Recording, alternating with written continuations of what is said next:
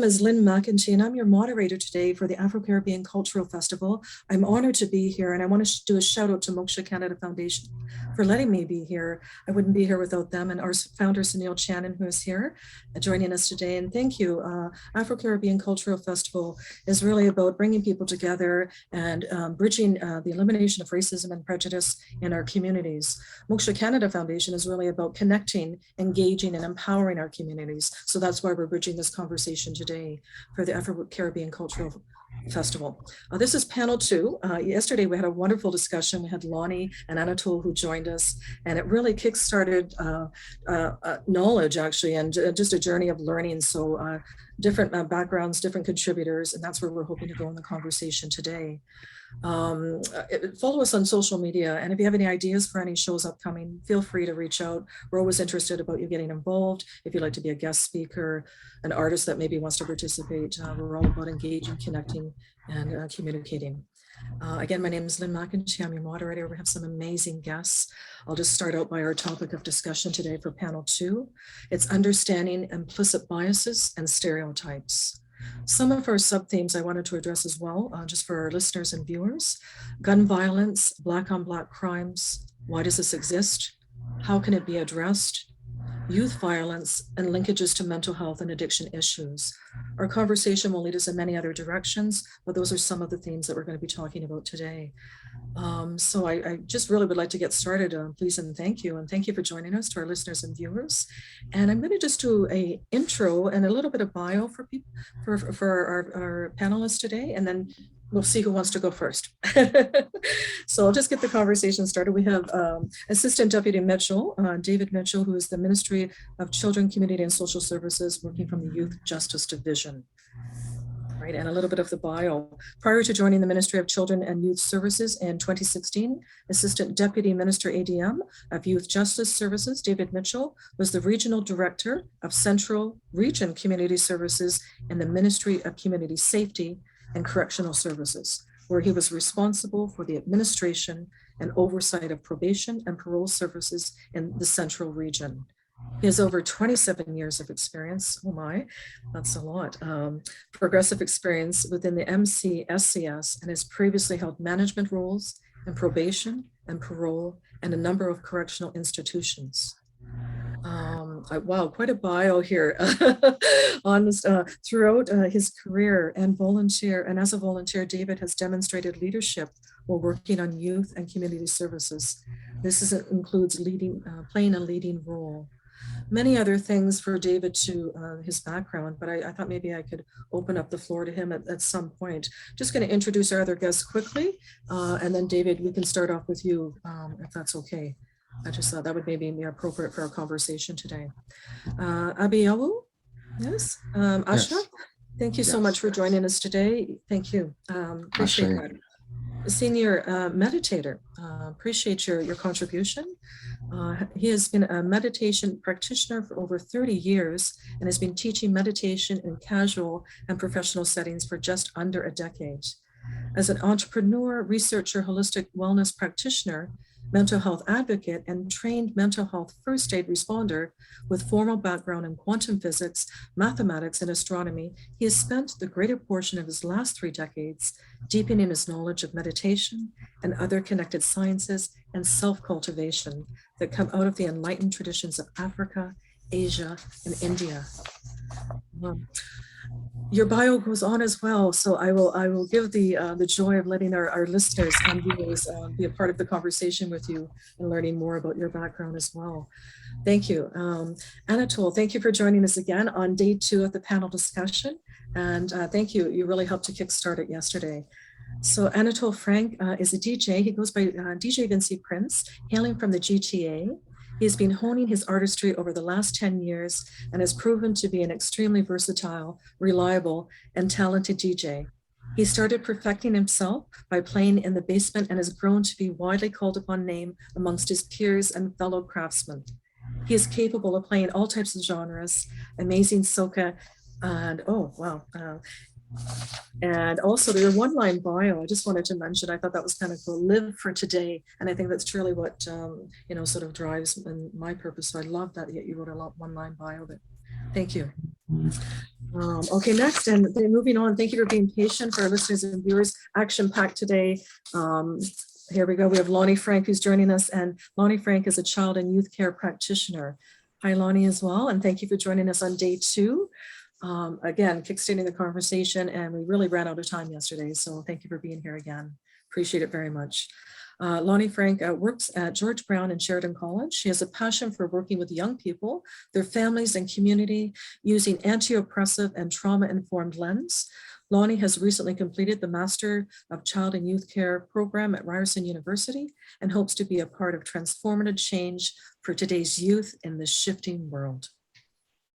Wow, amazing. All right, and we have other guests as well. Here we go. I just want to make sure, Tala, I get in a part of your bio as well. So Tala Lumbu, thank you so much for joining us. Really appreciate it on short notice as well. Thank you. You're a 19-year-old award-winning African spoken word artist and social justice activist. You began writing stories at the age of 6 and went on to write speeches in elementary school. You've won some contests and received scholarships. And in particular, in her own words, poetry and spoken word are powerful art forms that facilitate genuine human connection and are capable of captivating the soul and positioning in a state of reflection. Ms. Lumbu is extremely passionate about social justice, advocacy of minor communities, and as the youth board member with the Side by Side Family Center in Ajax, a nonprofit community organization catering to minority and marginalized families in the Durham region. More of your bio is also there, and I'll have our viewers and listeners be a part of that conversation with you. And thank you so much for joining us today as well. And Nicole Krillin, who has joined us before. Nicole Krillin is a human rights advocate, and she is a guest supporting Tala today as another colleague and professional. So thank you for being here. Yes, I'm the Toronto Director for Youth for Human Rights, and I am also a teacher and educator and teaching French and visual arts, and very interested in helping the community, doing better so that we have the respect of human rights. Thank you very much. And so then today we're kicking off this conversation, understanding implicit biases and stereotypes. And David, I thought you could start the conversation. Yes, we asked you to do some questions, but with your years of experience, I wondered if you could take us on a journey of why this is so important in our communities today. So I think, thank you for having me and providing me this opportunity to contribute to this conversation. I think that it's important that we understand, or at least get some common shared understanding of what implicit bias is. And my understanding around it is cognitive shortcuts that are generally driven by stereotypes. You experience a whole set of factors that lead to either perceptions of either threat or preference, and that those biases then are heightened in discretionary situations and situations where you need to make decisions about other people in terms of, once again, preference or threat. Obviously, the impact of that could be negative on those people that you don't prefer and positive on those that you do, and thereby creating inequities and imbalances in society. So we talk about the whole piece as it relates to perception and discretion, right? And you go to the bank as a Black person, not wearing a suit and looking rather casual. The potential for you to get a loan, or the way in which you're treated or people perceive you up front, totally different if you walk in there in a suit. And or the common example is around high-end vehicle purchases. So I have a friend, and she and her husband are actually doing quite well. She's a federal government employee. She drove to a particular dealership, I think it was a Chrysler dealership, and they drove their Honda CRV and got out. Nobody paid attention to them. And she said to her husband, let's go back home and grab the Range Rover and see what happens. She said when she came back 15 minutes later in the Range Rover, the salesperson was tripping over themselves. Come see her, but yet it's the same Black people. So what is the perception? What are the biases that you had about two Black people coming out of a Civic? And we can all, economically, obviously they don't have the money and whatever, but once again, stepping out of a Range Rover, you can have money. Well, who says so? How do you know it's not rented or borrowed, right?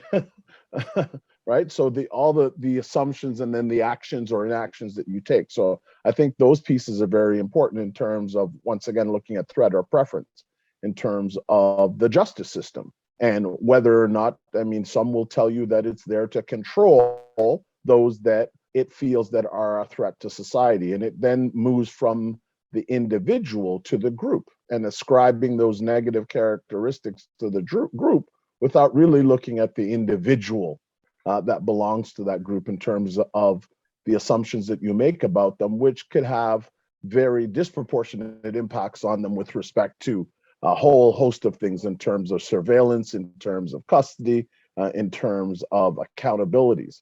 So it's a very complex space, but it again gets more complex, and then you layer on systemic racism, right? So we're not going to avoid that, and I'd get to it sooner or later in terms of what the impacts are for me versus somebody else. And we see it in child welfare, we see it in the education system, we see it in the justice system, and in economics and employment.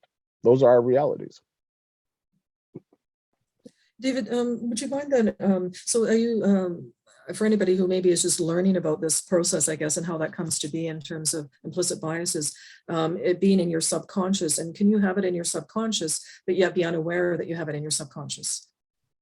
Oh, certainly. I mean, so but it's all of the, and if the best way to explain it is the whole, it developed as we evolved in terms of that whole thing about safety or preference.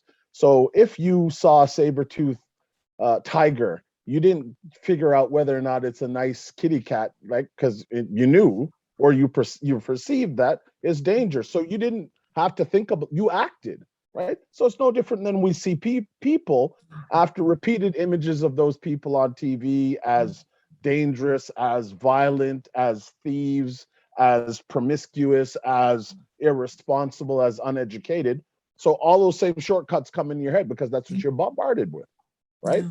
So I think that, you know, however, it's something, and it's learned, which means that it can be unlearned. And we're doing work right now in our ministry around bias testing in order to identify specific biases in people, and then looking at what we're calling anti-bias coaching to specifically attack those things. And part of it is really moving from slowing things down from the subconscious level to the conscious level in terms of the decisions that you're making. And I'll give you an example, you know, in terms of how quickly we do things. So I had a friend and she had 3 sons and their names were Snap, Crackle, and can somebody tell me what the other son was? Yeah, so, oh, okay. When's the last time you saw, yeah, I heard that, Pop. When's the last time you heard a commercial? When's the last time you saw Snap, Crackle, and Pop, right? But embedded in your head already in terms of that. So this is, you know, that repeated exposure to certain things helps you to generalize. And I didn't say who the friend was. I said the first 2 names, and right away we knew who the second was. And there's other exercises that show how your mind works around those things. But it's just so important to really begin to, number one, acknowledge that everybody has them. So it's not race neutral, it's not gender neutral, right? And that there's not a problem, you're not broken and you need fixing, but it needs to be managed when you're making decisions about the future, safety, security, or well-being of people, whether it be educators, you know, public safety officials, police, employers, all of those things that if I make a decision that affects you negatively based on my preference or threat perception of you, that it has an impact on you. And then obviously broader society. But, you know, I'd be more than happy to listen to other contributions from the rest of the panel. Well, that's thank you, David. That was interesting because we were talking about education. It starts at the core and at very, very young, at birth, really. And we're picking up the conversation really today with you on that. So appreciate that very much. I will have a moment for Lonnie to jump in because I know that's her background as well. And if you're okay, I'm going to introduce Abby right now to be a part of that conversation, and then we'll just kind of jump around from there. So Abby being a new guest as well. Thank you for coming. And Abby, would you mind? You feel comfortable to intercept at this point? Actually, could we, do you mind if somebody else goes first? I wanted to hear some so more of the ideas before I jump in. So thank you. Lonnie, why don't because and the reason why I say that is because when I was looking at the outline, I was under the impression that we're sort of going to be focusing on things like gun violence and youth violence and so forth. I didn't realize that we're going to be looking so heavily at systemic racism and things like that. And it's a variety. So, thank you for taking the time to just process the conversation. And going to pick up on the education field then, if that is appropriate at this time, Lonnie, if you don't mind, and just what we were talking about yesterday, and also enhancing the conversation from David today and where that's taking us and how important it is to address it very early on in life. Yeah. Sure. Thank you so much for having me back. And thank you for the question. And as David was talking, my heart was so full because he really was reinforcing a lot of the things that we were talking about yesterday. And so he was mentioning decisions, people who are in a position to make decisions that are going to impact other people. We need to make sure that they have clarity of mind. And clarity of mind is what we were talking a lot about yesterday. And how we get there has a lot to do with what's going on in our heads. And in this case, our biases, and whether they're going to be preference or, as David was mentioning, threat. And so I thought how great of a start to the panel today. And so for me, and working with young children, I'm currently working in a school board setting in a K-5 school. And I love working with the junior kindergarten children who are as fresh as you're going to get. I mean, again, they've been at home for 3 or 4 years, and now they're engaging with a wider variety of people, or a wider diversity of people. And it's really important to be mindful in how we engage the conversation with them. We have to be very open. We have to call things as they are. And when we do that, we normalize having these conversations. I think when we get older, people are uncomfortable, right? The discomfort comes in, embarrassment comes in, shame comes in, because these are, conversations that we were told not to really engage in, or, be very quiet about it. So when I work with the younger kids, we are calling things out, we are labeling things, we are giving them terminology, correct terminology to use, and then that's what they use to view the world. And so we try to keep it as clear, as non-valuable in terms of I'm better than, you're better than. And you can see right away that children, even at age 3, 4, and 5, already come in with so many, having exposure to so many different things. And so I was talking about the power of stories and reading stories that have very, surface level meanings, but if you explore them with a lens, you can see that it's much, much deeper. And I'll give a quick example here. We were talking about a story written by a racialized author, a Black author, and he was talking about the color of his eyes and loving the color of his eyes. And so I posed the question to my JK students and said, well, what's the color of your eyes? And they were all able to say, and the question was, if your eyes are blue and your eyes are brown, who has better eyes? And so that's a little bit of a leading question, but they start to think, and they all want to say, well, my eyes are better because they are whatever color they are. But then everybody said my eyes are better because they belong to that. And it had nothing to do with my eyes are better because they're blue and blue is the dominant or blue is the standard. It was just a matter of where they are developmentally in their life. But then when we say to them better than because, when they start to internalize rather what that means, I am better than because I have this, that's where we have to stop the conversation and then get really clear about everyone comes with their strength, everyone comes with their values, everyone is individual, and so and everyone should matter. Nobody's better, nobody's worse. And it's just really important rather to start at that age before we get to a point where we're in grade 5, 6, and 7, thinking people are better than us, people are worse than us, and therefore it impacts the way that we treat them. So again, the earlier we get in with anything, early intervention is imperative. Thank you. No, that's lovely.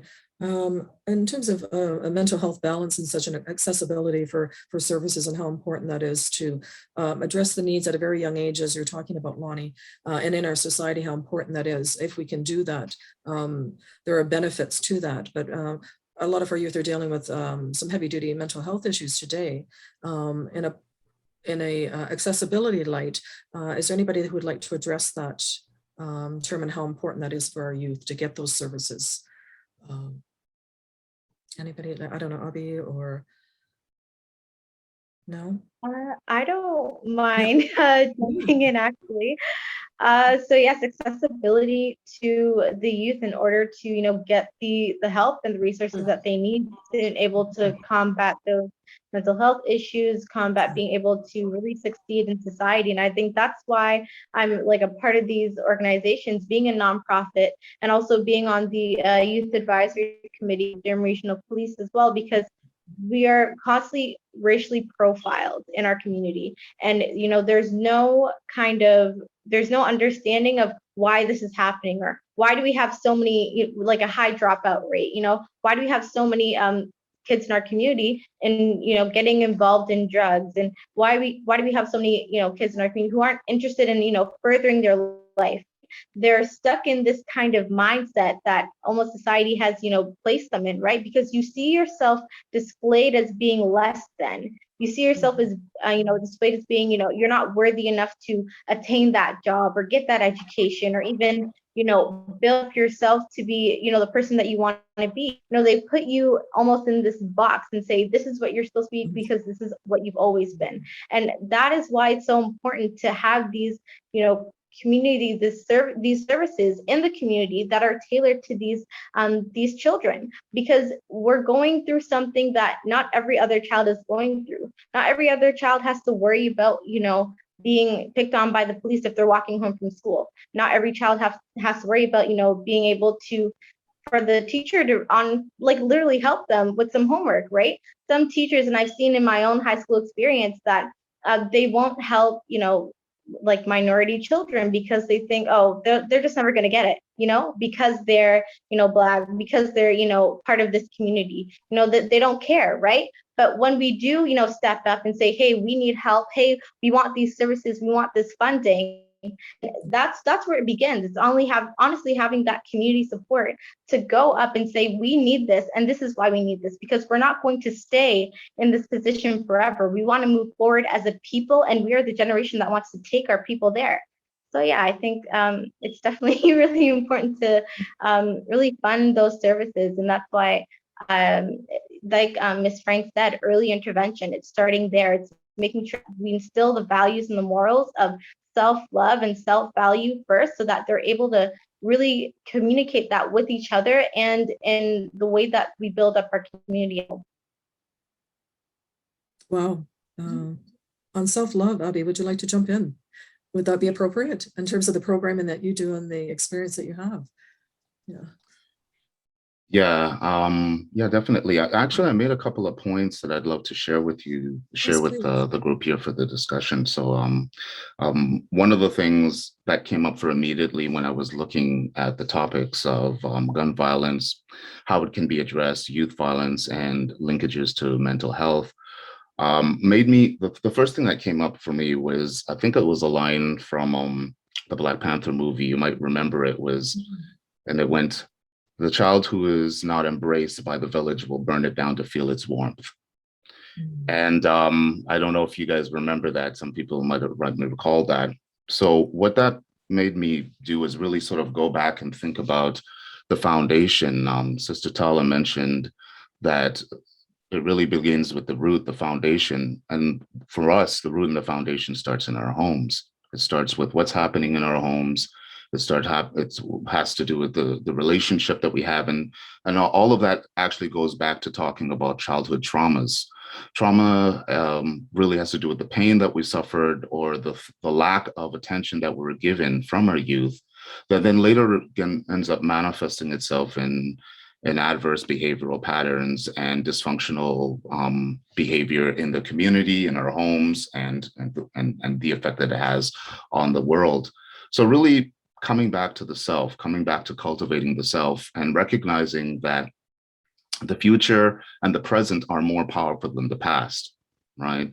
I noticed that one of the things that keeps on happening for me with the clients that I work with, people who are trying to manifest some sort of healing in their own life, is that they want to perseverate, they want to focus, and they want to obsess on what happened in the past. There's nothing you can do about the past. You can't change the past. You can only change the present and the future going forward, right? You can address some of the things and take those learning lessons from what happened in the past, but you can't really do anything about it. You can only reflect on it and then see what lessons you can learn moving forward.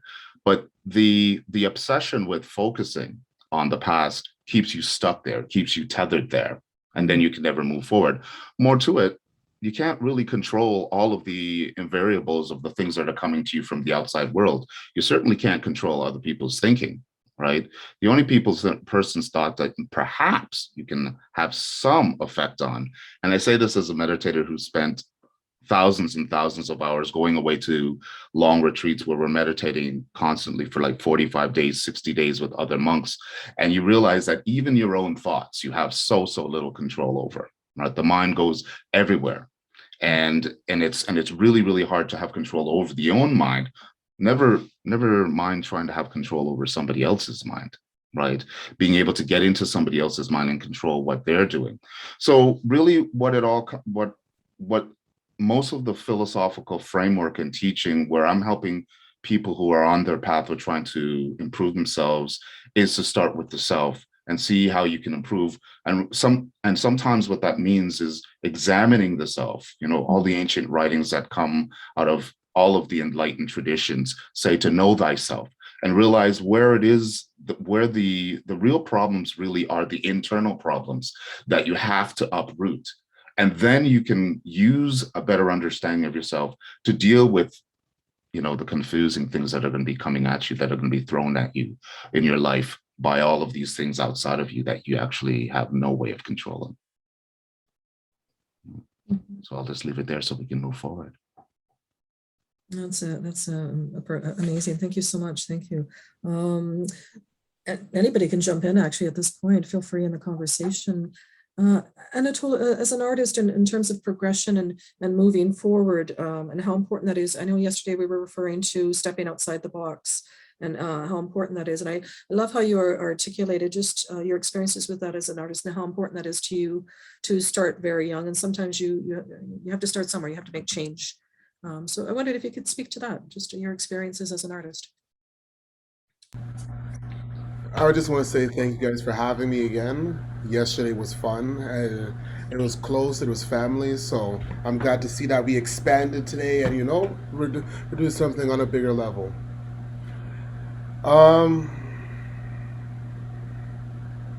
As an artist, you do not want to be defined. You do not want to stay in the same box. You do not want to just play music, just be there, just to be there, right?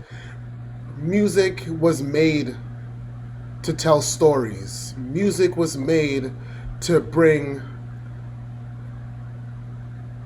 different issues to the forefront, right? So for me as an artist, I've seen certain biases. I've seen people sit there and expect me to only play certain music, expect me to only play hip hop, reggae, soca, Afrobeat. But then,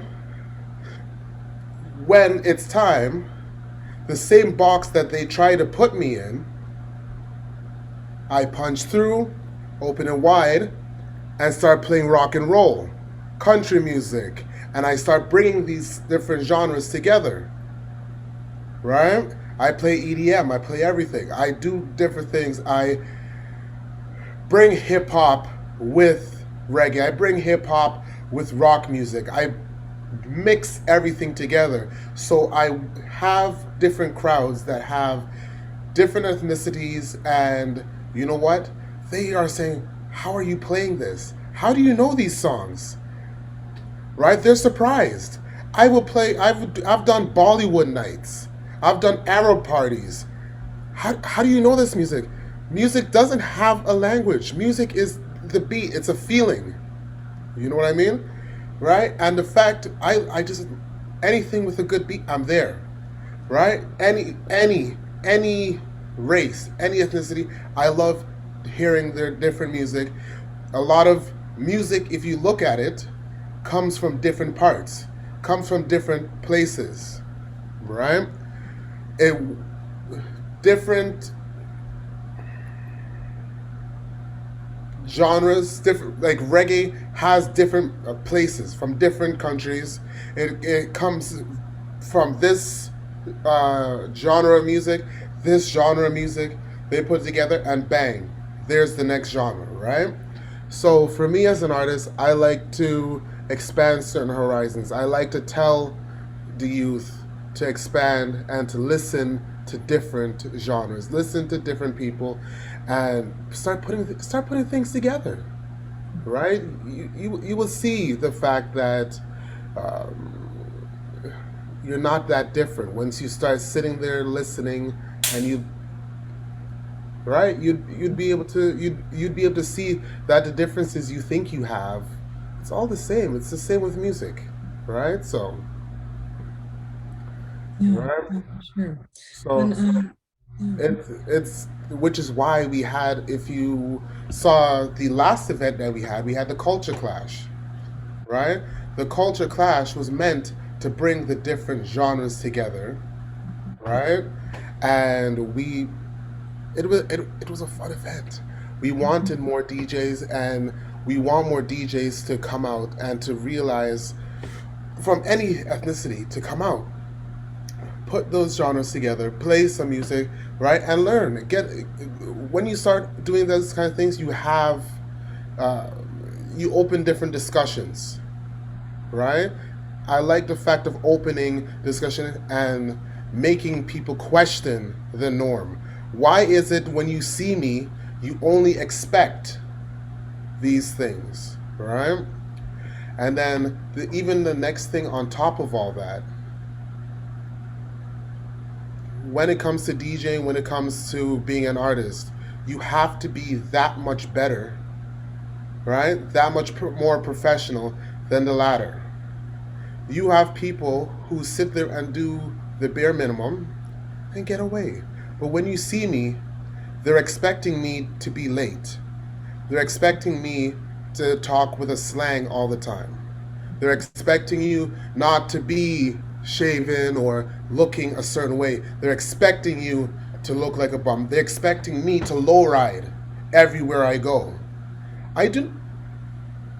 They're expecting. This has become an expectation. This has been mainstream. This is just something that they're expecting when they look at you. So when they see you dressed in a suit, dressed in just a nice shirt, nice pants, coming out to an event, they see you there early setting up. They see you communicating. They see you doing all these things, and you don't have just this big accent with slang. They're seeing you articulate. Oh, and the best line that I love, you speak so well. You speak so well. Thank you. Yes, I went to school. Right? I went to school. I graduated. I did all the same things that most people do nowadays, right? But I love that line, right? So it's little things like that, just little things like that, that people don't really realize what they do, but they do it, and it's something that, as being said before, can be untrained if brought up. If we are able to open different conversations like this, right, people will say, oh, I'm not supposed to say that? Oh, why did I think that? Why was that even a thought? Right? I should just expect you to be able to speak well. Right? So why Lynn, I want Yeah. Good. yeah, so I want to begin to shift this conversation a bit, and Anatole made actually a very good point in terms of the ability to improve the situation. And one of the techniques that we're using in teaching now is exposure, right? So, exposing yourself to things that within that particular culture or area or people that traditionally you wouldn't, where you have the threat perception from, right? In order for it, or there's a deficit perception, right? So a lot of times, and I don't have an obviously ethnic name. It's David Mitchell. The last name is Scottish, and I don't speak accented English. I can. And it's interesting when people meet you and how they look at you, like, because it's like, just to analyze that you speak well. And I remember testifying in court and the judge stopping me and asking me where I went to school because I was so articulate. And I'm like, this is interesting. But we also have to be careful that we don't buy into and reinforce those stereotypes. So one of the things, as Abby had spoken about earlier, that was on the topics that we were going to discuss was Black on Black crime. I'm a member of the Association of Black Law Enforcers and the National Black Police Association. And we both, as organizations of Black police and peace officers, take issue with the term Black on Black crime, in that crime in of itself is a social phenomenon and it's not exclusive to any ethno-racial group. And when we look at the issue of Black on Black crime, that only seems to be ascribed to us as Black people when elements of our particular community get involved in violence.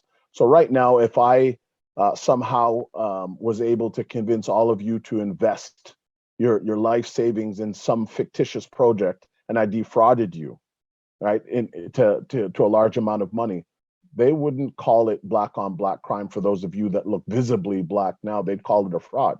However, when a Black person commits violence against another Black person, it's Black on Black crime. And it's interesting that I've spent time as a investigator and spent time working in organized crime and criminal intelligence. And one of the things that we learn about outlaw motorcycle gangs, such as the Hells Angels, is that they're inherently racist. And actually, if you go on the net and you look at some of their documentation, they will tell you that Black people aren't allowed to join. In Quebec, in the 2000s, we had the Rock Machine and the Hells Angels fighting in Quebec over turf, the very lucrative drug turf. They were using bombs to blow up each other. And if you know anything about weapons, bombs are very precise and indiscriminate. A gun, I could, take it and point it at an individual and you shoot that individual, and 10 other individuals theoretically shouldn't get shot, but a bomb, very much crude. Well, in Quebec, bikers were blowing up bikers, and they are all white. They never called that white on white crime. They called it a biker war. Yet when one young Black person shoots another Black person for whatever reason, all of a sudden it becomes Black on Black crime. And we need to, I think, begin to challenge the racialization of crime, because I also know that in particular types of offenses where you seem to see more people represented that don't look like the majority of the people on this screen, there's no conversations about it, right? When we talk about offenses against children, right? Because it's not a pleasant thing, but there's no ascribing that type of offense to those particular people. But all of a sudden, it would appear that violence is in our exclusive and sole domain. And so I want to begin to challenge those notions. When an individual chooses to do something, what's the set of circumstances, including the societal reality of racism that has driven them there? However, they still need to be accountable. You don't get a pass because of racism when you make a decision to take a life, right? So I think that piece is important around not reinforcing stereotypes and doing what you need to do. And it's just the same thing as that, at work, sometimes when I talk to the young people and they'll ask you questions like, why are you talking so white? I said, what exactly is talking white, my friend? Right? And we need to begin to challenge those things, and then challenge how we sort of devalue each other, right, to the point of no empathy, where you have, people firing multiple rounds at people and killing them, right? And what is it that drives them there? So I wrote down with the proverb that Abby, because we always talking about in our community that it takes a village to raise the child. And for me, that's an encouragement. That's something to strive for. But we never give that warning that if you don't, that same child will burn down the village in order to feel its warmth. And right now, in terms of the crisis in the community, it's around who is paying attention to these young people, right? And we know that we live in a society where if you don't have things and you don't have status, you don't count. And so the education system is not doing what it's supposed to do with these young people. And in fact, it's pushing them away. So education to economically achieve in order to get things, in order to have that status, is not the preferred route, right? Those are the things that we really need to begin to explore, to begin to attack this thing at root, right? Parenting is the other piece, right? Kids don't come with a manual. And it's interesting, since I started working, I've spent the majority of my career working with adults. And since I've started working with youth and having to learn about brain development, in our community, we have some work to do there. I was raised, West Indian parents or Caribbean parents in particular, raised their kids like young adults or like little adults, right? And there's a whole lot of assumptions with respect to the set of experiences that you can draw on that are quote unquote common sense, with respect to the types of good decisions that you're supposed to make, and not understanding that this is a developmental phase and that you don't understand. It's just like I tell my son to clean his room. His idea of clean is moving the toys from one side to the next or putting them under the bed. That's not mine. But if you think about it, I told him to clean his room. I didn't give him specific instructions, right? And I'm assuming that all the things that I believe to be or meet the standard of clean, he understands. And so even in our community, we need to begin to shift that, because your kids spend 7 hours a day in a school where they're taught to question. And when you come home in our communities, you don't question your parents. I'll stop so other people can jump in here, but I'll give you a good example. I remember being in grade 12, and I'm a child of a single parent, a strong Jamaican woman that raised you with an iron fist, iron foot, iron pot, iron spoon, and anything else that was iron that was going to make you fly straight. And in school, I remember it was home ec. They said, go home and ask your parents what the budget is to get a sense of what's going on. And I'm looking at the teacher, ask your parents what the budget is. What are you trying to do? Set me up for a homicide? You don't ask your parents what the budget is, right? Because the answer will be, do you not have a roof over your head, food in your stomach, and clothes on your back? That's how I show love, by giving you the necessities. Don't come and ask me what the budget is unless you have something to contribute to it.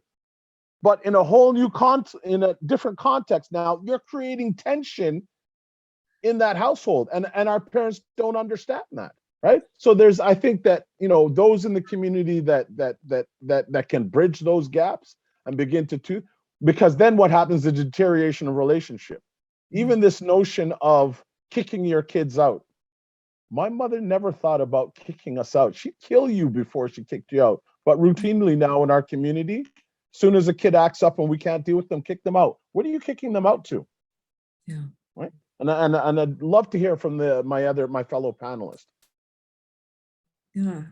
Oh, I love it. What a rich conversation here. I don't know, Nicole, we haven't heard from you. Would you like to jump in, and then we can kind of go around the table, so to speak? Yeah, I was very inspired by what Anatole mentioned. And what we're doing is we're taking a whole person and looking at that person, right? And what I do is I promote the United Nations Universal Declaration of Human Rights. It was put together in 1948 after World War II, where they had so many human rights atrocities. It was headed by Eleanor Roosevelt, and major, representatives from major countries got together, and one of the main drafter was a Canadian, John Peters Humphrey, and they came up with 30 human rights that we should all know, and they're all universal. And they deal, it's everyone should have those rights. Sometimes we ask people, okay, how many human rights do you have? As a teacher, when you go into the school You kind of go, okay, anybody who knows how many human rights they have, they can leave 2 minutes before the bell rings. And you kind of go, oh, everybody's kind of, guessing, but they have a hard time. You're lucky if they say 30. So it's some things like, we're all born free and equal, don't discriminate, the right to life, no slavery, no torture. Of course, we know the ones like freedom of expression, freedom of thought, but, there's like a lot of other ones like the right to play. It's not just like working all day and whatever. You have to have your leisure as well. You have copyright, whatever you create, like Anatole, you have a human right for your artistic creations, and nobody should take that away. And that's a human right, right? So there's like these very basic rights that apply to everyone, whatever race, color, ethnicity, religion, whatever. These are yours. So and that's really good because, when you look at people, you should make sure that they all have these 30 human rights. Don't discriminate. Well, that's number 2. Don't discriminate. That's a human right. There you go. Then that kind of speaks to that accountability that we're all kind of talking about, arriving at the table, being ready, to participate in the change, and make that change happen. Thank you, Nicole, for sharing that. Appreciate that. I wonder if we can pick up on the conversation in terms of our individual responsibilities and being there actually in our communities and making those services available. And Tala, I see you're nodding your head. As a spoken word artist and a great contributor today as well, would you like to jump in on the conversation in terms of our community responsibility? Yes. Actually, we do hold the responsibility, as many of the panelists have said, to grow up our children with, strong morals and values to understand their self-value and their self-worth, as well as understanding how to navigate this world, right? I was taught very early and I experienced very early that I don't have the same privileges as everyone else in this world. I'm not able to, attain a good education as easily or attain a good job as easily or even get, a good food as easily, right? I am, the society, I actually wrote this piece, I think it was last year. It was called "This System Was Built to Break Us." And that was really a piece that was focused on the fact that the judicial system, the education system, the economic system, the whole system as a whole in this Western world, it was built to break us. There's nothing here that really uplifts our people and our community in a way that is positive, right? We see how we are, played in a negative light on the news and the media, and just, seeing that on the daily, especially seeing, our young Black children being murdered on the street, and that's like for public view on Instagram, on Facebook, on YouTube. That's traumatizing, and people don't talk about that. And we have the responsibility to not only combat that, but as well allow our children to really work through those emotions, right? We almost become desensitized to it because, it happened. Oh, it happened again. Oh, Black Lives Matter, not one more. And it's over and over and over again, and it's draining. It's emotionally, spiritually, physically draining because you constantly have to go out in the world, put on a strong face and say, yeah, I'm going to survive.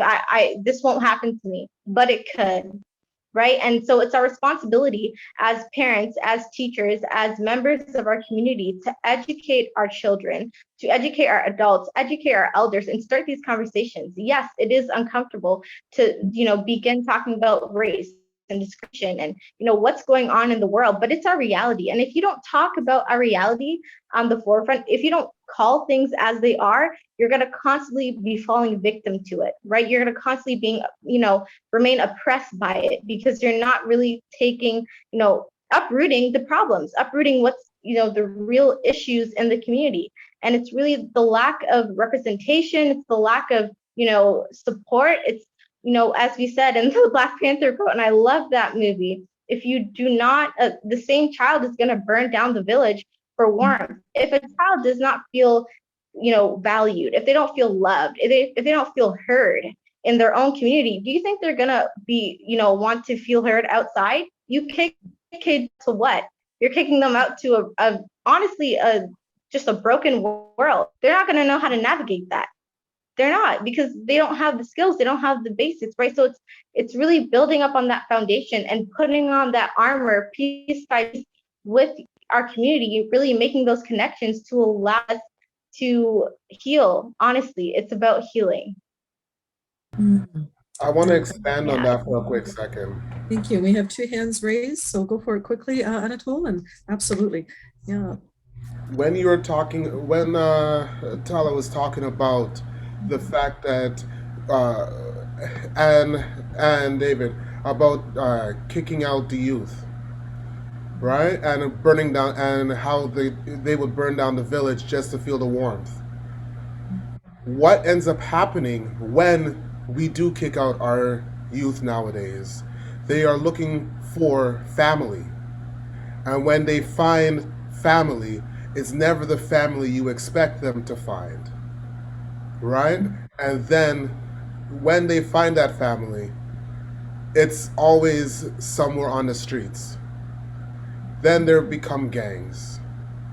Then everything gets amplified to a certain level. They start seeing a colder side of the world that is unnecessary.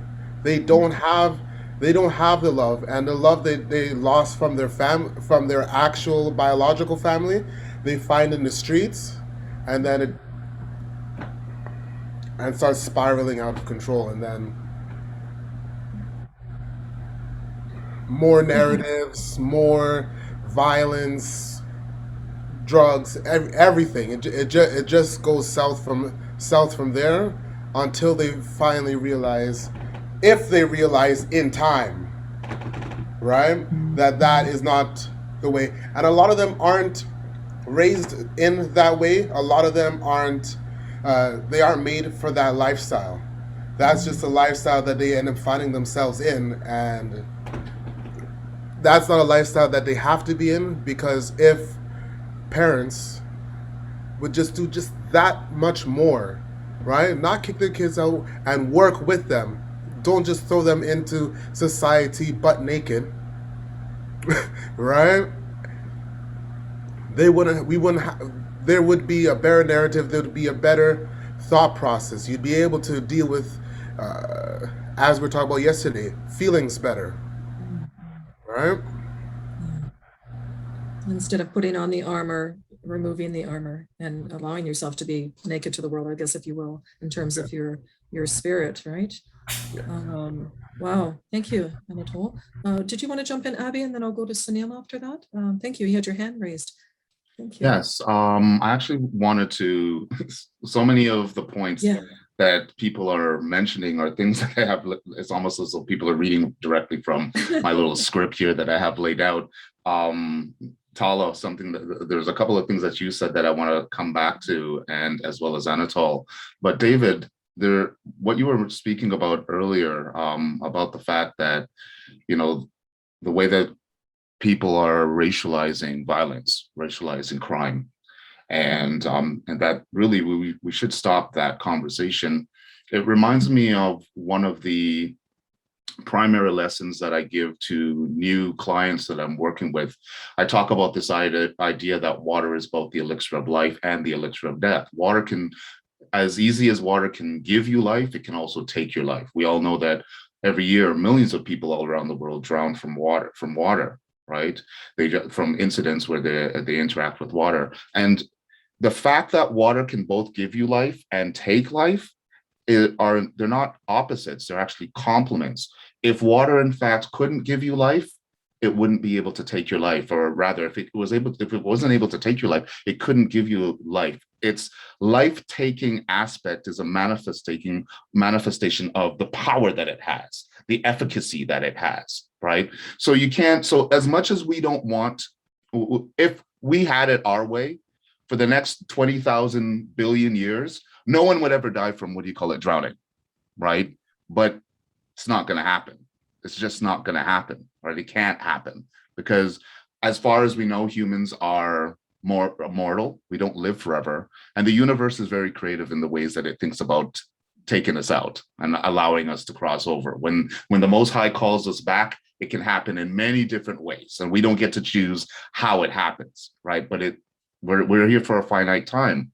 But in that regard, the reason, what's interesting about the whole conversation of gun violence in our community, and I like the question, why does it exist? Well, if we really understand, humans are just like water, right? We have the capacity to give life, but we also have the capacity to take life. As an apex creature, one of the things that we're hunter-gatherers, and a hunter is someone who has the ability to exhibit lethal force in certain instances. So what we're talking about when we're talking about the whole issue of violence in any community, right, is we're talking about the fact that it's misplaced violence, right? That's not supposed to be there. And it's really showing us that there's something wrong. There's some sort of illness. So something specifically that I wrote to that for today's presentation, as I said that over the last 150 odd years, we've successfully discarded all of the cultural aspects or the cultural precepts, spiritual practices, and ethical mores from our society. We've somehow said that these things are no longer useful, they're antiquated, we don't need them anymore, right? And that they should be replaced with new ideas, right? That are actually not tried and proven, right?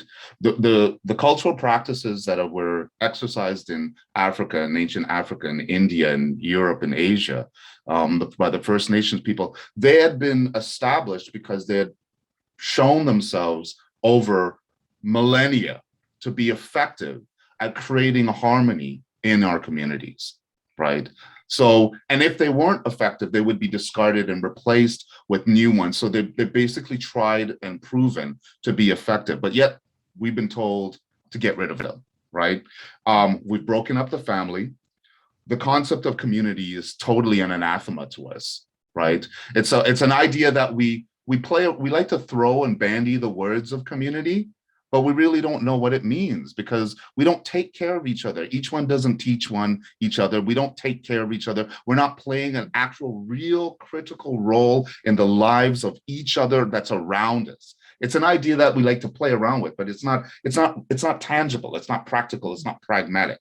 We haven't remembered how to implement it in a pragmatic way as we have for thousands of millennia, right? And that goes right across the board for every society, all communities, all people, right?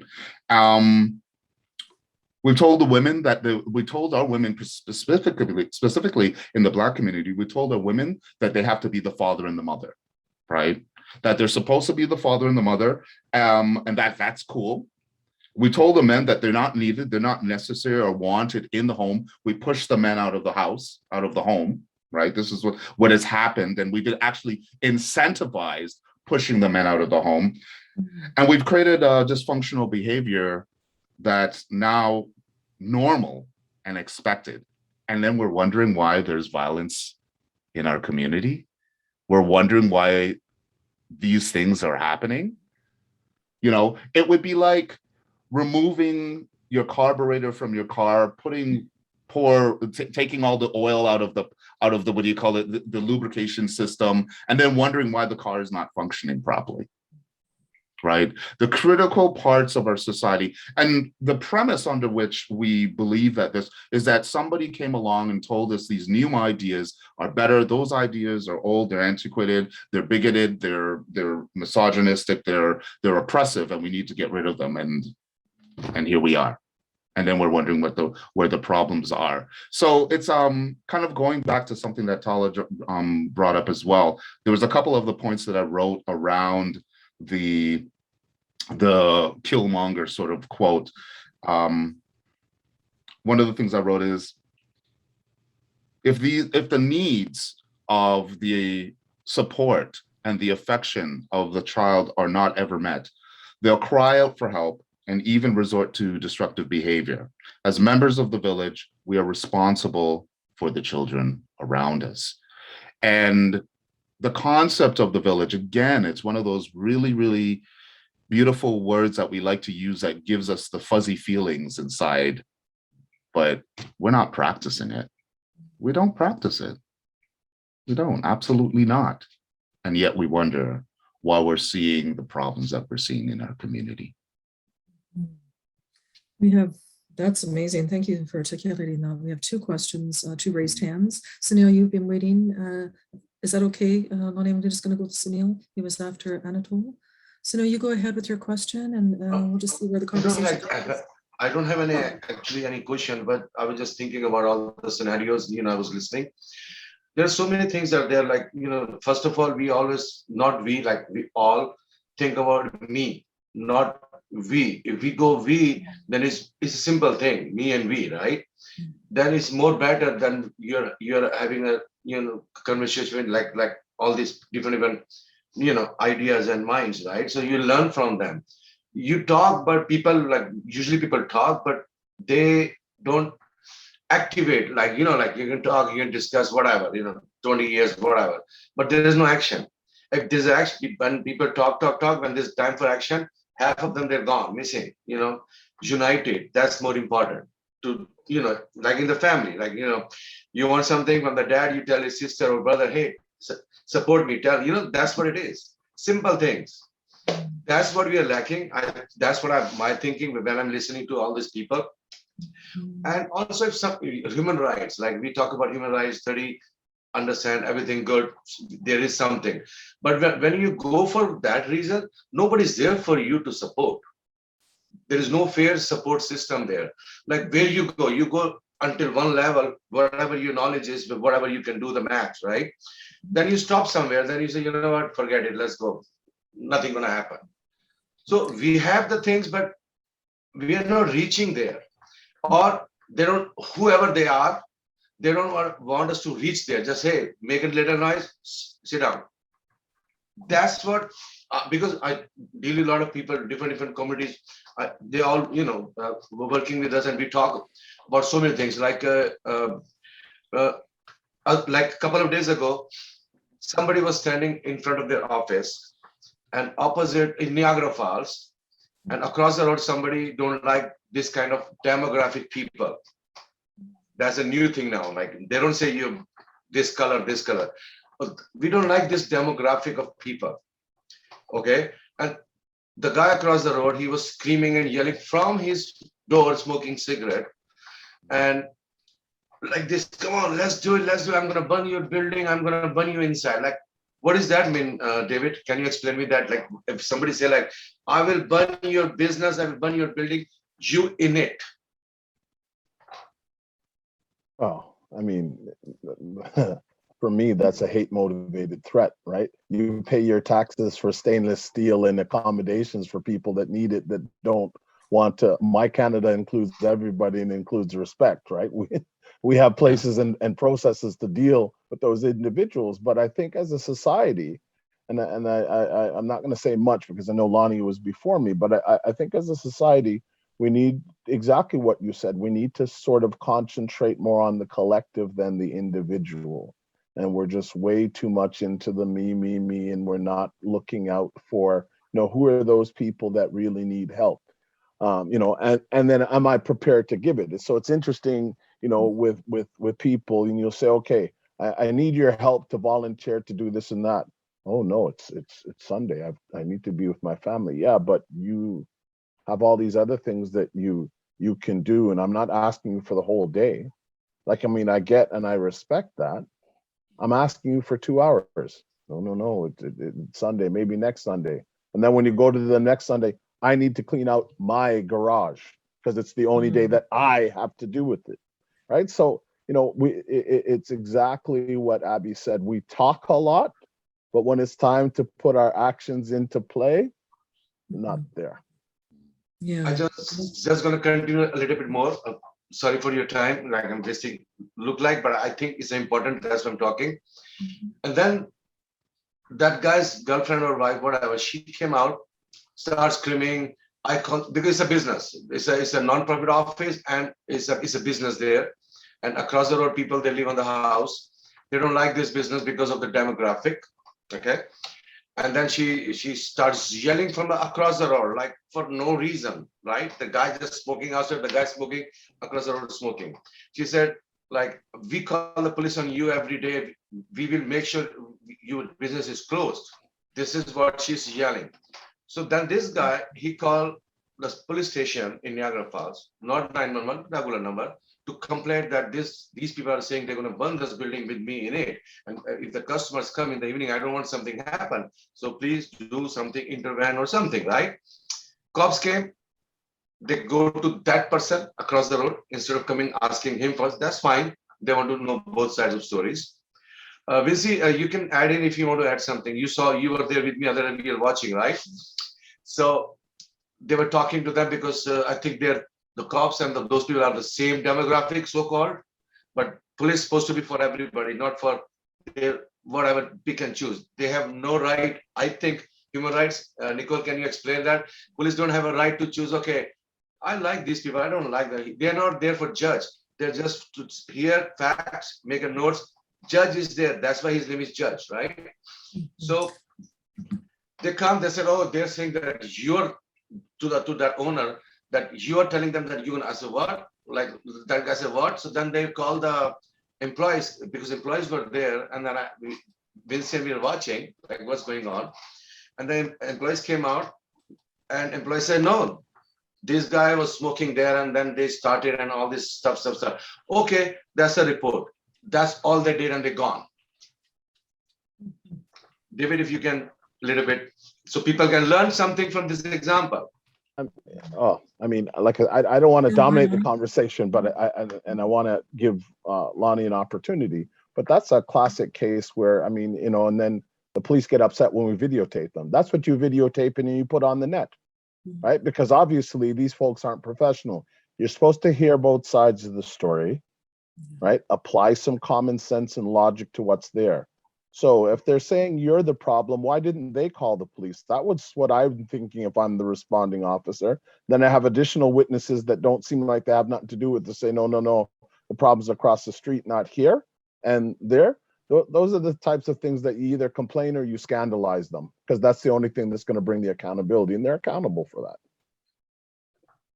Yeah. But I really want to hear from Lonnie. Yes. Vinci, you want to say something? Add on? Are you okay there, Lonnie, for a sec? No?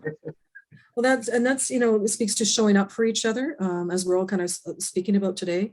You know, we're all on the one team, we're all on the human race team, right? So we need to show up for each other and be present.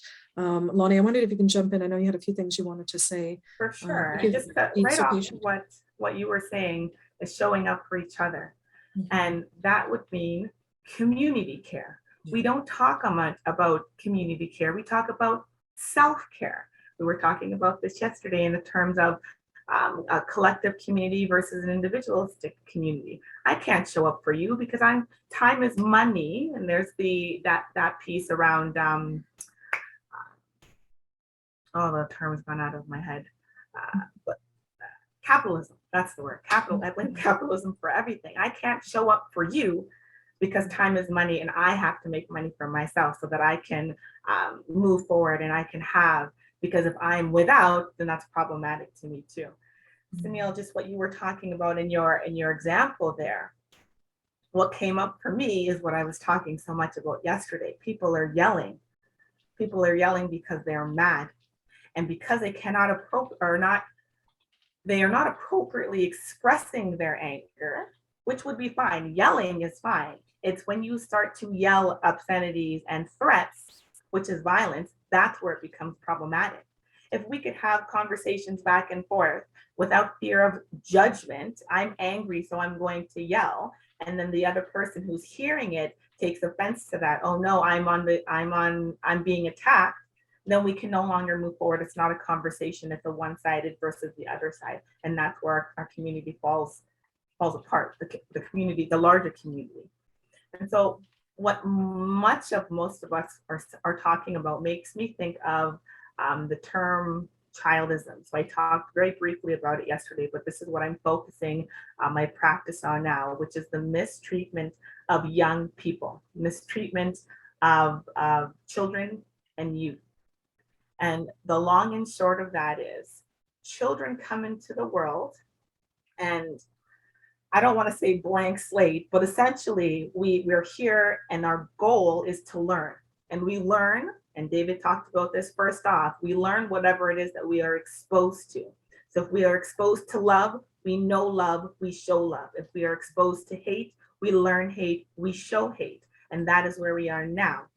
I think too, when we show the Maasai people, the strongest warriors, they greet each other with, and how are the children? And the response should be, the children are well, right? Regardless if you have children or not. If the children are well, that means the community is in good standing.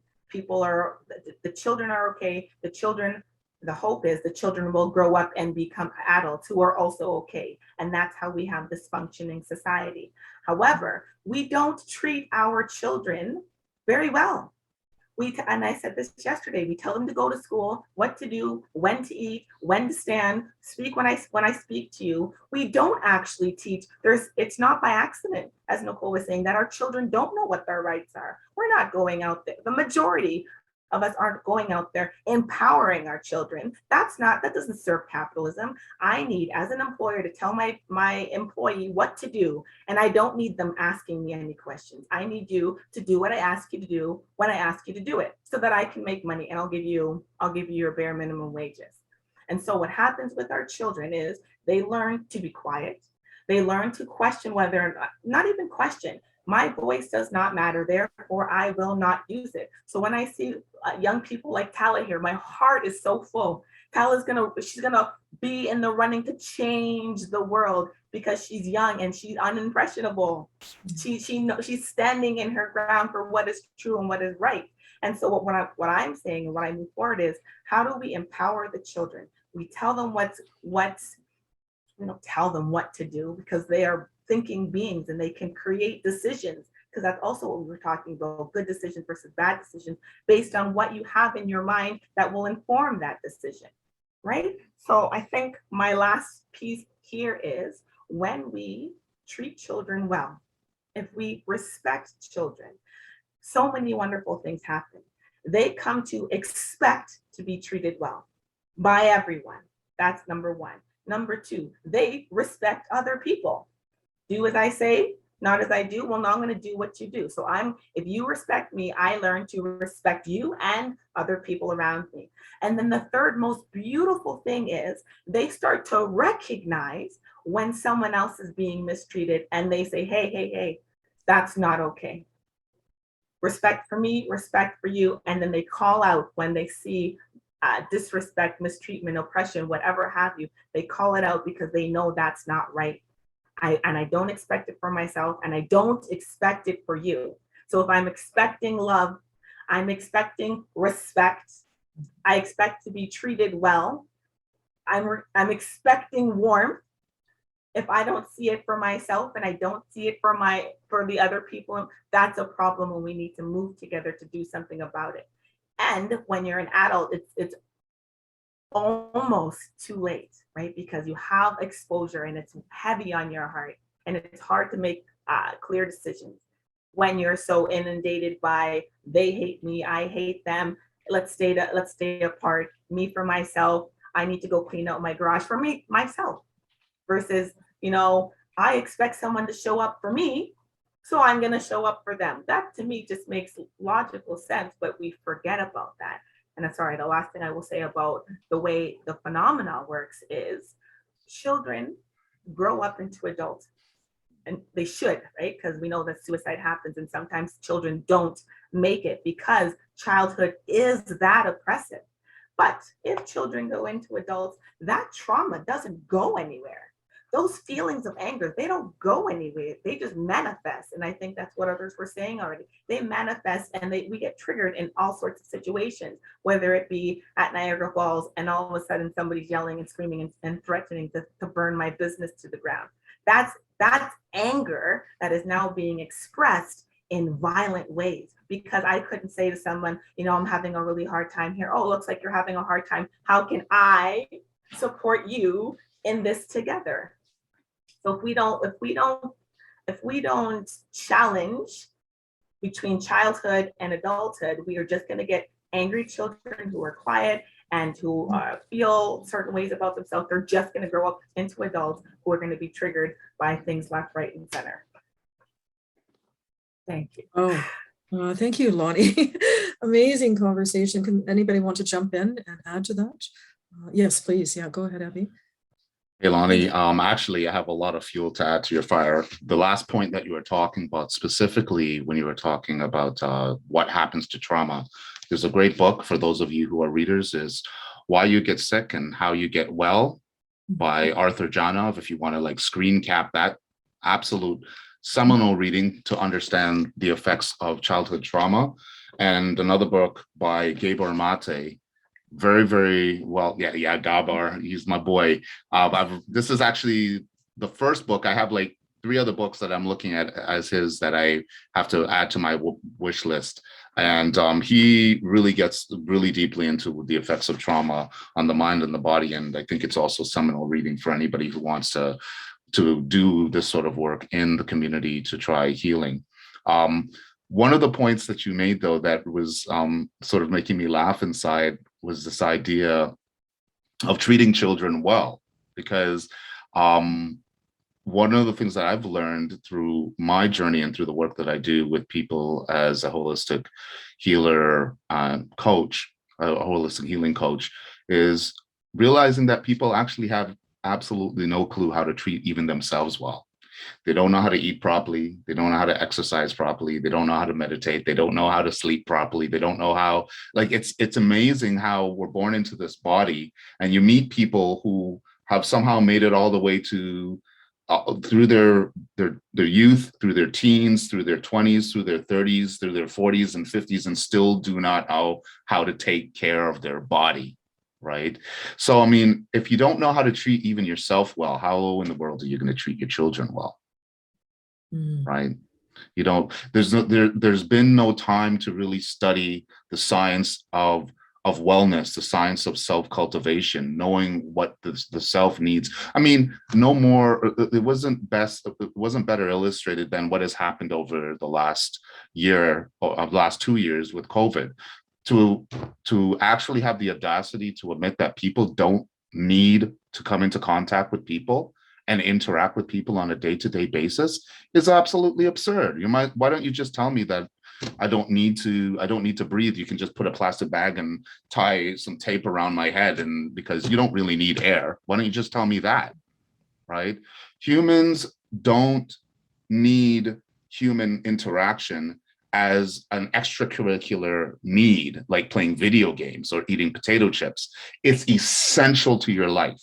It's essential to your health, to your mental and emotional well-being. It's to deny people that is abuse, right? Simply put, right? Simply put. And for some reason, I've had conversations with colleagues who basically are trying to admit to me, or trying to let me know or tell me that, oh, it's been really nice that I haven't had to deal with people over the lockdown because, it's just too much pressure to go out and do things with other people. I'm like, okay, so you are a loner and you like to be a loner. I get that. Okay. You don't like to go out all the time. Cool. But what about other people who need to come into contact with people? People are already hemorrhaging loneliness. People that are already who have such deficits in their heart and in their mind from childhood wounds that they need to be met through the interactions. Or more importantly, just because you might be an antisocial individual, cool. I mean, to each his own, right? But don't try to make it seem like that you're the only person on this planet. Other people, we need the outings, we need the festivals, we need the dances, we need the fetes, we need all of these things. These things we have been doing for hundreds of thousands of millions of years, not because they were just extracurricular activities. It's like drinking water. It's like breathing air. It's a necessity.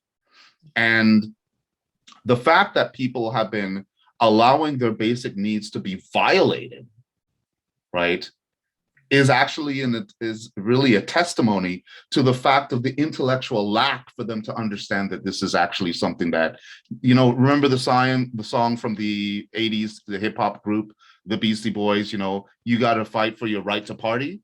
Like, I mean, you know how to fight for toilet paper, but you don't know how to fight for your rights. It's just absolutely absurd, really, really quite profoundly absurd that people really have no clue about the things that are their basic needs. And the last point I wanted to make was something else that you spoke about, Lonnie, that I've been actually trumpeting a lot in the community is during the lockdown, I've been attending a lot of freedom gatherings where people have been protesting against all of what's been going on, the lack of information, the lack of transparency. And one of the things, I started meeting a lot of teachers.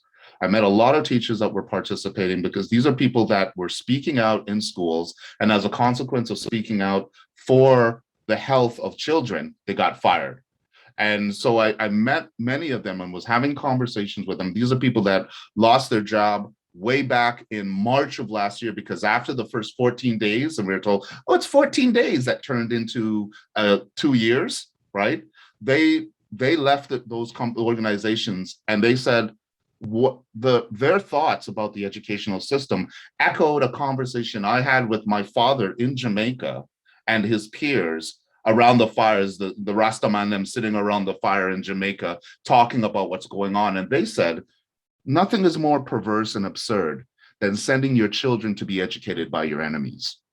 And what she was talking about was the fact that here we are living today, something that we still haven't yet figured out. For some reason, we haven't come to the understanding that what we're experiencing as so-called public education is really state-run education.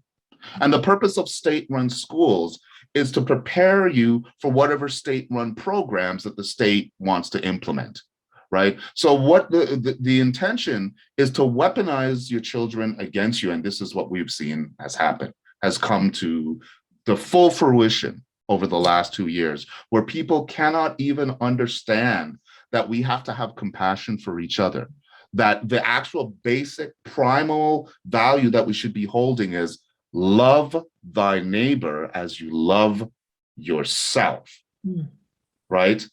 Do unto others, treat others as you would like to be treated, right? Do you want somebody to put their boots on your neck? No, don't put your boots on other people's neck. Do you want to force somebody to eat something that they don't want to eat? Whether it's a roti sandwich, a roti, a goat roti, or it's a peanut butter sandwich, right? You don't have a right to force somebody to put something into their body that they don't want to put into their body. Why would you want to be forcing somebody to put something into their body? Like simple, basic philosophical ideas of human decency extended to another human. Even if you read the Quran, you read the Bible, you read the Bhagavad Gita, you read spiritual texts, even the Most High cannot force you to do anything against your own will. You have to want to do it for yourself, right? The Most High. That lesson in mystical sciences or mystical information, where you have the vampire shows up at your door, he knocks on your door, right? And you open the door and he says, may I come in? And if you say no, he can't come in. That means that you are the one who has the power. The Bible says the same thing. Jesus cannot force his way into your heart. You have to let him in. You have to open the door and usher Jesus into your life. And so even the Creator doesn't have command, but all of a sudden we're supposed to expect or understand that the government owns us like our body belongs to the state? Come on now. How is it that you went through high school and didn't understand this idea? That idea was not gleaned, and now people are calling me and asking me these questions, and I'm like, what? This is where we're at, right? Community run school. People are talking about homeschool. I say, community school. Like the way that we've done it for hundreds of thousands of millions of years in all civilizations. Because the minute you start sending people to be educated by a group of individuals whose intention at any point could be turned against you. Yeah. Putting the unity back in community, Avi. Ashe. Yes. Ashe. I know there were a few hands raised that we'd missed, and then we have Tala who's raised a hand. Lonnie, did you have a question, and Sunil, or something you wanted to contribute there? Those were clapping hands. I was just, it was completely, I felt it. Gabor Mate is brilliant. Yeah, absolutely. Tala, please. Thank you. Go for it, Tala. You are. Oh my goodness, that was that was amazing. I was clapping as well. Oh my goodness, like especially that point of understanding that when you're sending your kids to the enemy to teach them. You know, I think it was Nelson Mandela who said, you know, we don't come into this world, you know, knowing to love or hate. That's taught. That's acquired knowledge that we gain when we're in this world. We are taught how to love other people, love certain things, value other things, and we are taught how to hate other things, hate other people, and, you know, develop that bias. And I think that's like totally seriously important, because when we understand the kind of society that we live in, when we understand, you know, who is superior, you know, we talk about, you know, the white superiority complex or the Black inferiority complex as well. And when you take those two like very important and very key aspects of our society, you understand why it works the way it works. Why is it that we are almost at the bottom of the food chain? Why is it that? Because that's how this was built. It was built to uphold the white law. It was, you know, built to uphold that kind of, you know, society, to allow white people, no offense to any white people, but people who are not, you know, part of the marginalized or minority population to succeed. And so when we are sending our kids to school and we think, oh, these are the best schools because they're run by the people who oppress us, okay. I mean, you know, to each of their own still, right? But I think community-based school is so important, because when we have that community, when we have that, you know, that soul, those roots, honestly, in our culture, you know, I recently hosted an event with the African Impact Initiative on really addressing Black like mental health in Canada. And I did a lot of research, and I found that, you know, Statistics Canada did a study to see, you know, how, you know, the kind of rates of anxiety or depression that people were going through during COVID-19. And, you know, unsurprisingly, Black respondents were at a higher level, right? And as well, in terms of COVID-19 financial insecurity as well, they tested that as well. Because, you know, when we have to work 3 times, 4 times, 5 times harder than anybody else in the society to get where, you know, that someone else can get, you know, just opening a door, we're faced with those barriers, we're faced with those obstacles, right? And so we're focusing on really going back to our roots. What were we doing before that led us to be powerful, that led us to, you know, be running kingdoms, you know, to have a whole, we were kings, we were queen, you know, and now we're in this position. And it's really about going back to our roots, going back to, you know, what were we doing before? Where is our history, our culture, and really focusing on that and bringing it back into the present so that we can build the future that we want. And just to like close this off, I know, I'm not sure if a lot of people know Malcolm X, but he had this really famous quote, you know, everyone is talking about I and we, you know, when we replace I with we, illness becomes wellness. And it's honestly, it's very evident in, you know, seeing progress in this world, right? And we have, you know, human right, we have the right to know what's going on. We have the right to, you know, the responsibility to teach other people and teach ourselves and teach our community as well. So yeah, that's just a piece that I wanted to add in. Wow, Tala, we have a right to complete the puzzle, right? To complete us, you know, as one. Thank you so much, Tala. It's amazing. And we have a few more moments, like maybe 5 minutes, if you don't mind, where we could just focus on some words of wisdom for making change in our communities as best as you can in a short amount of time that we have to wrap up. I wondered if I'll go to you, Nicole, and if there's anything that you could recommend moving forward, what we're talking about, addressing the issues. Yes, it's I, but it becomes we, really, and putting the unity back in community is what we're talking about. So I put something in the chat, and what it is, there's a free online course so you can learn more about these 30 human rights. And they're universal and it's for anyone.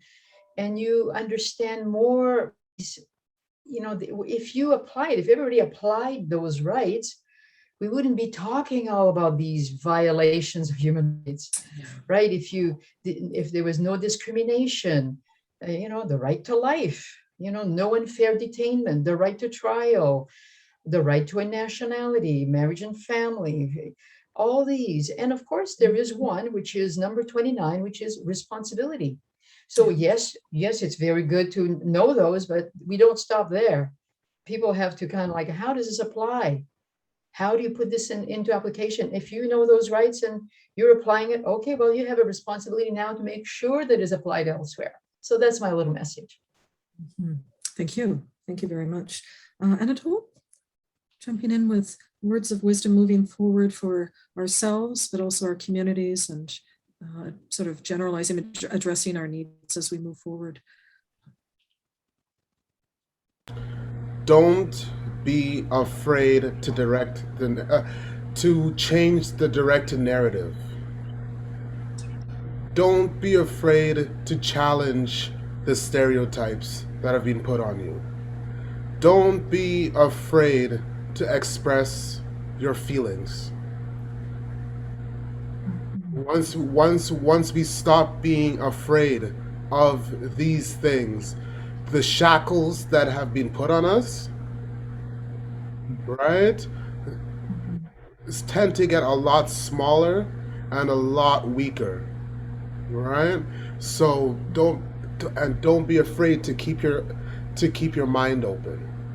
Once we do all these things, the shackles that they put on us, they start to fall apart, and they realize that they can't hold us. At what right now, they feel they have shackles on us, and a lot of us have shackles in our mind, right? So, and we allow that narrative, we allow everything that's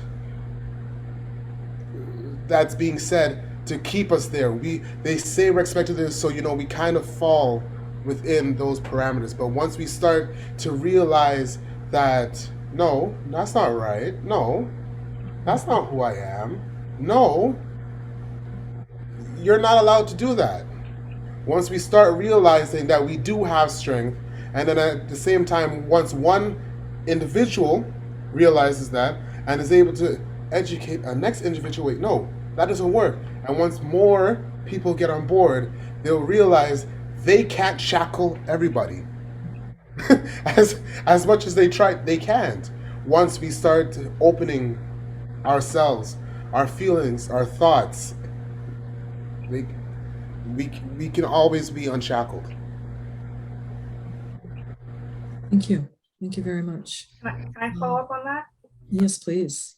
Yeah, so you did say something earlier, Brother Dearest Anatole, and so I won't take too much time there, but you mentioned, showing up to an event and people expecting you to be late and people expecting your hair look a certain way and you present yourself a certain way. We want to make sure that we're not problematizing those things. There is nothing inherently wrong with pants that sag, right? And we get this message, and who sent the message that pants, pants should be worn at your waist, but if they don't, there's nothing inherently wrong with that. It's the message that we're sent around that, and who sets the standard for who decided what professional meant, who decided what how professional appearance looks. And that, if I like to wear my pants a certain way, I like to wear my hair a certain way, and that's a problem for someone, what they need to do is go back and think about how that impacts them, have a conversation. Because now you're saying I have to change myself to fit your standards. And I think Tala was talking about white supremacy and how these definitions came to be. And they're problematizing specific groups of people. But my last words of wisdom I think I want to leave with is, rather than calling people out, we don't want to say, hey, that's a bad thing to do, shame on you, because there's no place for shame and growth. There's no place for embarrassment in growth. Instead, what we should be striving to do is call people into a conversation. If we call people into a conversation, nobody's being attacked. Nobody needs to be in defense. Nobody needs to put on armor. It seems like my baggy pants impact you in a particular way. Let's have a conversation about it. Oh, you know what? As it turns out, the way I wear my pants does not affect my performance. Call people into a conversation versus calling them out. Thank you. Beautiful. Absolutely beautiful. Thank you. Thank you very much. Who would like to jump in next as we're wrapping up? And words of wisdom moving forward to ourselves, our panelists here today, and our communities in terms of trying to impact change. Yeah. Maybe we'll go to David. Oh, sorry, Abby, is that okay, David? Oh. Yeah, okay, thank you. Abby? Not so much words of wisdom, maybe just if you haven't already heard this, but since the advent of the beginning of the lockdown, there are a lot of groups that are forming. I'm a part of several group initiatives right across Canada to sort of breakaway communities, intentional communities that are doing things to address all of the needs that might be denied some people in the future, such as food security groups. There are communications technologists that are working on ways to be able for people to still continue to communicate with each other using blockchain technology and things like that. Right across Canada, this is happening as people are realizing that some of the things that were expressed in today's discussion, that if there seems to be an initiative to first bifurcate the human family into, what do you call it, groups, there's initiatives happening to restructure the wealth engine so that it's again favoring a certain group of people, and other groups of individuals will be basically blocked out and not able to participate, and people still need to have their basic needs met. So this is what these groups are, and if you're interested in learning about that, please feel free to contact me, and I can show you about like places, companies that have completely decided to go against the so-called health mandates. They're not implementing vaccine passports. They're not using it to influence their hiring methodology and their approach, because they believe that no group of individuals have the right to say that the human family, we're not allowed to treat members of the human family with complete decency, right? So if that's something that you're interested in, please feel free to contact me. I left my contact information in the chat. And I would love to be in touch with all of you. All of you are some amazing people. Nicole, specifically, I wanted to talk to you about human rights issues. I took your information, and I'll be chatting with you more, because I think one of the challenges that I've been noticing is that people think that the conversations around human rights is like those are just sort of loose suggestions of things that we should do. And I'm like, no. These are actually necessities, right? Necessities of our society. Because the minute that you say that somebody else's, if you say that I do not have the highest claim on my body, that my body doesn't belong to me, then that means that your body doesn't belong to you. And what we've done is we've completely fractured the common, the code of conduct of dealing with each other, and you've now declared war. You've declared war on me because you're going to come and try to take my arm, my family, my children, my land away from me. And if that's what's going on, then we're going toes. And there can be no now social contract because with that, if that's what's going on. And people don't seem to understand that little kind of point. They think that these are like touchy-feely, nice sentiments that we should have. No. This is actually, if this is not in place, if that mutual respect is not in place for all human beings, then that's when missiles and bombs and people are setting each other on fire, and that's what happens. That's the only thing that can ensue, and people don't seem to understand that. They don't get that. So we definitely need to, I'd love to have some conversations with you about helping people to learn the importance of honoring all aspects of human rights, right? Wow, thank you. Social contract. I just want to add something in, like we always talk about, human rights. People say, oh, you're racist, you're this and that. But I believe, like personally, I'm saying that it's a lack of knowledge. People talk about racist, this and that, but they don't even know what is the meaning of racist. Like what, Oh, you say black, I'm white, I'm green, I'm yellow, whatever. So you're saying I'm this color, so you're racist. They have to know it's a lack of like understanding, same thing, lack of like you have to know first, like get your facts, then you talk about something like, oh, because I know there's a human rights, they don't even know, ask them 5 names of the human rights, they don't even know what the human rights are.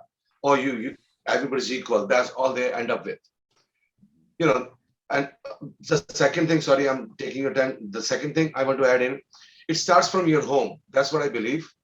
Your parents wants good for you, all the parents, every community. But when the kids need you, are you there for them?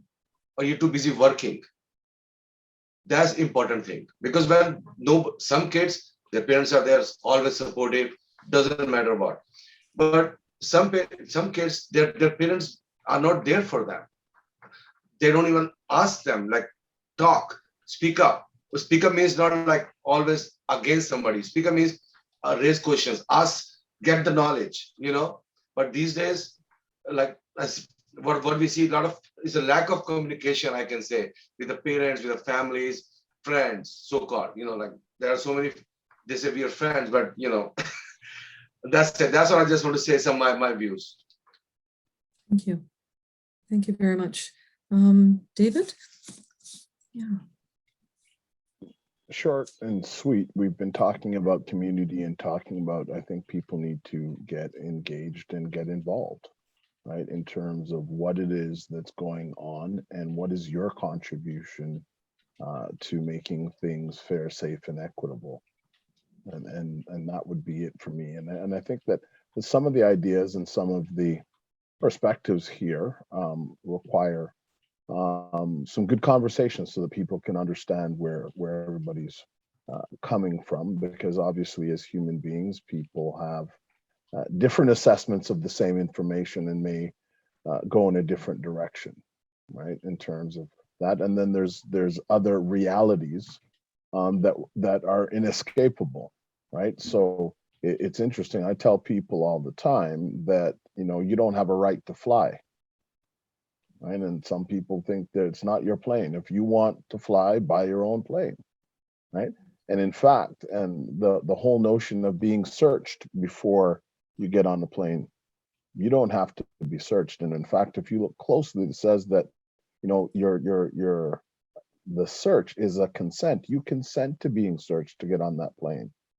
But be clear that if you don't give your consent, you won't get on that plane, right? So there's a big balancing piece here in terms of what people perceive as the overall good of society, in terms of what's good for society, versus what's good for the individual, right? And so while I can see some things, I struggle with others, because there will be impacts and there's a reality. So I think that in terms of bridging those gaps, people need to get engaged and get involved. Absolutely. Thank you. Beautiful. Tella, closing comments for our viewers and listeners today to help wrap up our conversation. Well, thank you again so much for having me. It's been a wonderful hour and a half. I wish I could stay longer. But honestly, all the conversations here really talking about really building a community, having that unity, between in our people's communities and our neighborhoods, and really just educating ourselves on our own history and who we are and how we can move forward, and really knowing what our human rights are. Because I've done the course that Ms. Nicole actually put in the chat.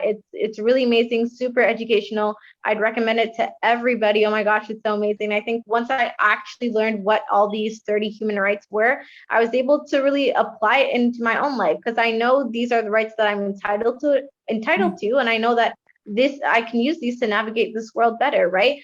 I know how to protect myself, I know how to protect others, and I know how I'm able to educate others to make those informed decisions, right? So I really think that I think final words on this discussion is really just As Mr. Anatol said, don't be afraid to be open. We're meant to walk this journey of life alone, right? It's a twisted kind of road with a lot of hills and valleys. We're meant to walk in it together, and we need to be able to have those really conducive conversations to ensure that we are making progress and we're paving that way for our people by our own people. So that's my little piece. So thank you so much. Oh, what a beautiful way to spend the day. Thank you so much, all of you, for educating me along the way and allowing me to be a part of walking on that path as well. Thank you to all of our panelists, 1,000 thanks, and I hope I get an opportunity to have this conversation with you again in a continuum. If anyone wanted to reach out to you, we'll put up your information on our social media. If you wanted to share that with us, we would love to do that for you.